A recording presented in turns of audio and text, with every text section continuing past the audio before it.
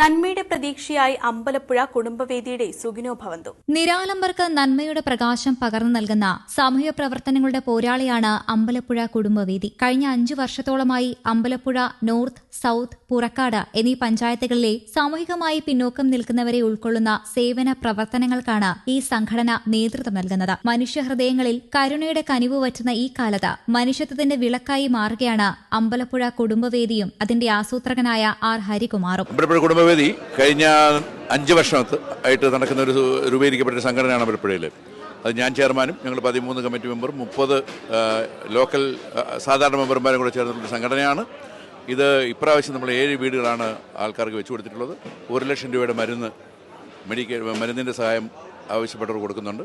പിന്നെ dialysis machine വാങ്ങിച്ച് നമ്മൾ സഹകരണ ആശുപത്രി കളർകോട് കൊടുത്തിട്ടുണ്ട്. അവിടെയും നമ്മൾ ഒരു 500 ഡയാലിസിസ് ഒരു മാസം ചെയ്യത്തക്കരീതിയിലുള്ള കാര്യങ്ങൾ ചെയ്യുന്നുണ്ട്. ഇതാണ് ഇതിൻ്റെ മെയിൻ ആയിട്ടുള്ള നമ്മൾ ചെയ്യുന്ന പരിപാടികൾ. പിന്നെ നാട്ടിലെ സ്കൂളുകൾ, പഠിക്കാൻ ബുദ്ധിമുട്ടുണ്ടാകുന്ന കുട്ടികൾക്കുള്ള വിദ്യാഭ്യാസ ചെലവുകൾ, ഇപ്പം നമ്മളിവിടെ കണ്ടതുപോലെ തന്നെ ഫർണിച്ചറുകൾ വാങ്ങിച്ചു കൊടുക്കുക, അങ്ങനെ പല പരിപാടികൾ നാടിനെ എങ്ങനെയാണ് ഒന്ന് ഈ പ്രശ്നങ്ങളിൽ നിൽക്കുന്ന കരകയറ്റാൻ പറ്റുന്നതെന്നുള്ളതാണ് കുടുംബവേദിയുടെ ചിന്ത.